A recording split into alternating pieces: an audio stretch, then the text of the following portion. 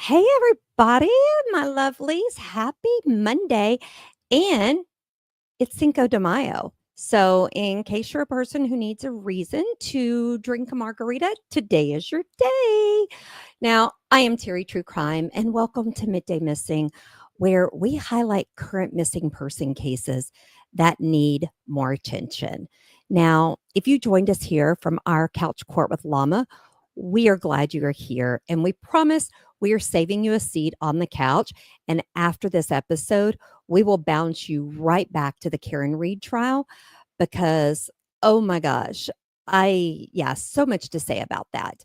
But just remember, guys, you can join us over on Couch Court with Llama, where Llama and a few opinionated co hosts and friends, they're breaking down every wild moment from the Karen Reed trial in real time, real snark, a whole lot of snacks, and a bunch of comfy commentary. So they are going live every weekday at 8:30 a.m. Eastern when there is court. Okay? So they will be live over there.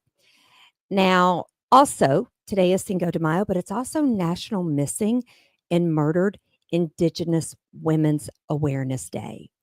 So, guys, it is a solemn day that honors Indigenous women, girls, and Two Spirit people who have gone missing or have been a victim of violence.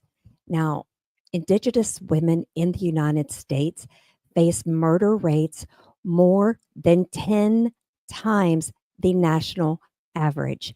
Yes, you heard me, 10 times the national average. Now, many of these cases go unsolved, often due to systemic neglect, lack of jurisdictional clarity, underreporting. And guys, it is a crisis that spans the US and Canada. Now, today we are just covering two of these cases. And I am going to say up front this first last name. Google gave me two different pronunciations. I'm a Texas girl, so please, family and friends, don't hold it against me. But our first case is that of Latisha Candice Desiderio. Now, she was known for her warm smile and kind presence. Guys, she was a beloved daughter, sister, and mother within the Navajo Nation. She was 33 years old when she vanished in the summer of 2023. And guys, nearly 2 years later, her family is still waiting for answers. Now, Latisha is also known by her nickname, Shay. I like Shay. I can pronounce that much better. Now, she lived in New Mexico and she was deeply rooted in her community. She stood 5 feet 6 inches. She weighed about 150 pounds. She had brown hair and very kind brown eyes. I added the kind part because her eyes just look so kind to me. Her appearance was distinctive. She had a small scar near her right eye and several tattoos, each with a deep meaning. Okay. Her last name, Desiderio, was inked on her left forearm, and on her right arm bore hearts with the names of her loved ones: Daryl, Clinton, Amberly, and Nicholas and Rhett. Guys, that says she is a very kind and loving and family person. She also had a rose on her right elbow and a small cross on the base of her right pinky finger. Now, on July 16th, 2023, Latisha was dropped off in the parking lot of, I'm going to say it's Basha's Dine Market or Den Market in Crownpoint, New Mexico. Now, according to reports, she was seen getting into a white pickup truck. This would be the last confirmed sighting of her. Guys, she has not been heard from or seen since. Now, her family reported her missing, and the case was taken up by the Navajo Nation Police Department in Crown Point. The details that followed were scarce, and no official timeline was released beyond the day she vanished. Okay, there has been no public updates about witnesses or surveillance footage. And law enforcement has not released any information about who was driving the white truck. I couldn't even find what kind of white truck. Is it a Chevrolet? It is a Ford. Is it a Dodge? I mean, come on, people, give me some information. Now, the lack of information has been agonizing for her family as the days have stretched into weeks, those weeks into months. They have continued to search for answers while also raising awareness in hopes that someone might come forward. Now, her case has been highlighted in forums and pages dedicated to missing Indigenous people, where community members have rallied to share her story and to urge further investigation. As of today, Latisha remains missing and the case is still open. Guys, if you have any information that could help, I say this all the time, no matter how small, even if you think it's a rumor, don't think someone else is going to call. Please do the right thing and contact the Navajo Nation Police Department, the Crownpoint District at 505 786 2050 or 505 786 2051. Her family continues to wait, to hope, and to search. And we continue to share her name, her story, and her photo in the hopes that somewhere, someone holds the missing piece. Okay. Here at Midday Missing, we're committed to helping to shine a light where it's long been kept in the shadow. So in upcoming episodes, we will be highlighting more of these cases. If you know of any family that wants to share their love story, contact us by emailing Amy at tcwtmedia.com. Now, our second case is Pepita Madalyn Redhair.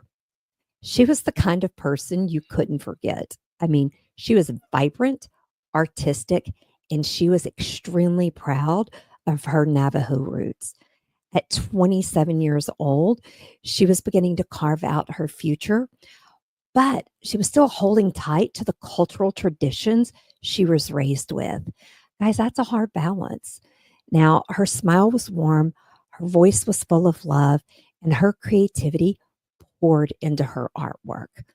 Now, her family remembers her as a gentle spirit, someone who was sweet, expressive, and deeply connected to those she cared about. Now, originally from Crownpoint, New Mexico, Pepita had been living in Albuquerque in early 2020, staying with her boyfriend. Though the couple had been together for some time, Pepita's mother, Anita, started to notice changes. Okay. She noticed her daughter wasn't calling home as often. And when she did, she said she seemed anxious and distant, like something was weighing on her. Guys, trust a mama's gut, okay? Trust the mama's gut. Now, on March 27th, 2020, Pepita spoke with her mother over the phone for the very last time. She said she sounded very upset and she wanted to come home. She told her mom that she was with her boyfriend and would be returning to Crownpoint soon. Guys, Pepita never made it back. Okay. In the days that followed, her mom, Anita, tried repeatedly to reach out to her daughter. Each and every call went unanswered. Weeks passed, and her worry turned to dread. On April 19th, 2020, nearly 3 weeks after their last conversation, Pepita was reported missing to the Albuquerque Police Department. Guys, the delay proved devastating. By the time a report was filed, potentially any evidence was lost. Now, according to Pepita's family, the apartment where she had been staying was never properly searched. Guys, we hear that way too often. Now, her phone, her belongings, even the people she had been with, all of it slipped into a cloud of silence and complete bureaucratic confusion. Now, as Anita reached out for help, she encountered a frustrating lack of urgency. Jurisdictional issues between city police and tribal authorities only made this much worse. And despite filing reports and making calls, the case seemed to stall almost immediately. Okay. And guys, no shame to her mom for taking 3 weeks. I mean, her daughter was a grown woman and she probably didn't want to be known as Terry True Crime, who would sign the frantic and hysterical alarm bells if they couldn't reach her child 3 times. Because my son, if I can't reach them within like 3 days, you can bet your bottom dollar I'm calling everybody. So not every mom wants to be crazy like me. Okay. Now, Peppa's name was added to NamUs, which is the National Missing Persons Database. Her physical description was entered. She is 5 feet 1 inches tall. She weighed about 135 pounds, brown eyes and brown hair that she sometimes dyed red. I saw one where it was kind of a blondish, but she had a piercing in her nose and a beauty mark above her lip. Pepita was bilingual, speaking both English and Navajo, and she had a birthmark on her right cheek. Now, there was no phone activity, no confirmed sightings, and no follow-up by police to search the place where she was last known to be. To this day, her case is not considered an active investigation by the Albuquerque Police Department. I have a lot of questions on that, but her mother has never stopped searching. Anita has become an outspoken advocate for her daughter and for all of the Indigenous women whose stories are too often overlooked. She has marched in rallies, okay? She has spoken at missing and murdered Indigenous women events. Guys, that's also known as MMIW. She pleaded with law enforcement and the media to pay attention. Now, despite authorities being silent, Pepita's case has not been forgotten. Community groups, especially those focused on missing and murdered Indigenous women, and MMIP, which is Missing and Murdered Indigenous Persons, have taken up her cause. They've shared her story, they've circulated flyers, and they help keep her memory alive. But what Anita needs most, and I'm going to tell you what any mother in this position needs, that is answers. I mean, guys, what happened to Pepita Madalyn Redhair? Where is she? Somebody knows something. Now, her case is open, but it is cold. Now, the world may have moved on, but Anita has not. Neither should we. If you have any information, contact the Albuquerque Police Department at 505 242 2677. Now, guys, as we mentioned at the beginning of this episode, the movement known by the acronym MMIW gained national attention through tireless advocacy of families and communities. One of these families is the loved ones of Hannah Harris. She is a 21-year-old member of the Northern Cheyenne tribe who was murdered in 2013. It was her story and the community-led effort to find her that led to the designation of May 5th as the National Day of Awareness. Now, you may have seen images of people with a red handprint painted across their mouth. This powerful symbol has become synonymous with the MMIW movement. That red hand represents the silent voices of Indigenous women, girls, and two-spirit people whose stories have gone unheard for far too long. It is a visual protest. It is a bold reminder of the violence, the silence, and the urgent need for justice. It says, no more stolen sisters. The red hand symbolizes the connection between the physical world and the spiritual world. Native Americans believe that the dead can see red. So by wearing red, we invoke the help of our ancestors and spiritual guides. On May 5th, many people wear red or display red dresses, a tradition inspired by the Red Dress Project created by Métis artist Jamie Black. Each empty dress represents a missing sister, daughter, mother, or friend. And guys, I didn't wear red today because the only red dress I own happens to be an after 5 cocktail dress. And just didn't think that was appropriate. But I have seen people walk the red carpet with the red hands painted on their face. Now, I want to give you some tips on how we can support missing Indigenous women. Okay. Before anything else, take the time to understand the crisis of missing and murdered Indigenous women. The numbers are staggering. And behind each one is a real person with a name, a family, and a community. Read articles, listen to Indigenous voices, and explore resources like the MMIW USA organization. Also, speak their names. When an Indigenous woman goes missing, her story oftentimes goes untold.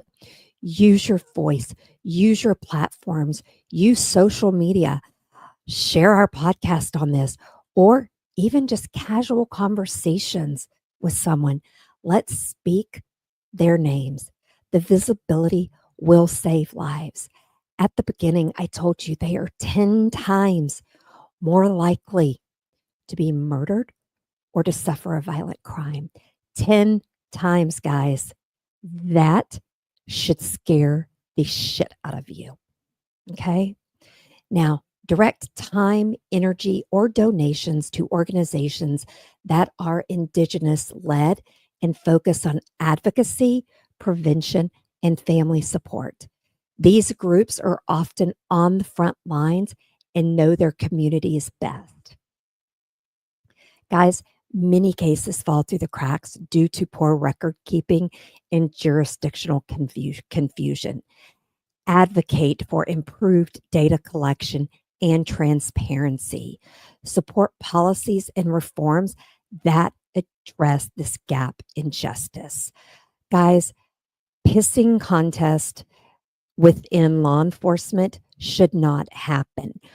Advocate that Albuquerque needs to work with the tribe council, the tribe police department, work with those individuals. You need to share that data. Okay. Also, you need to be a listener, not a savior. Okay. We need to amplify Indigenous voices without speaking over them. Guys, if you're not Indigenous, I'm not. Our role is an ally. We're not experts. So we need to listen with humility and center their lived experiences. Guys, this isn't just a topic for Social Justice Calendar Day. Let's just make supporting missing Indigenous women part of our ongoing advocacy. Follow cases, stay informed, and don't stop caring once the news cycle moves on. Guys, here at Midday Missing, we are going to start covering more of these cases. Okay? The word needs to get out. Also, guys, these families are often the only ones searching and advocating. When possible, share their fundraising links, attend their events if they're in your area, and send messages of support. Guys, a simple, we see you can mean the world to them. So I'm going to ask all of you, please go to our Facebook page, Midday Missing. This is where we post all of the missing person flyers. Go and share these flyers. Let's help get the word out there. and also let these families know we see them and we care and that we haven't forgotten. Okay. Now, I want to thank you all for joining me today and follow us on all of our social media platforms and stay connected with us. You can catch all of our shows on our YouTube channel, most of them on Facebook, and you can listen to our podcast on your favorite podcast platform. Now, Midday Missing is released on the podcast platforms as well. We felt it just needed to get out there. We didn't feel YouTube channel was enough or the Facebook page. So we're also releasing it over on the podcast apps. Now, True Crime and Wine Time will air this Thursday. If you're new here, we do weekly deep dives into shocking true crime cases, perfectly paired with wine or cocktails or beer or insanity. But this week, we're covering the case of wine, wealth, and murder, the Robert Dahl horror. And guys, this man, oh, I'm going to have a lot to say. Okay. I'm going to have a lot to say. Now, until next time, please, guys, stay safe, stay aware, but let's speak their names. Okay. Thanks, guys. And just a reminder, if you are watching Couch Court with Llama, you will automatically be ported back to the show.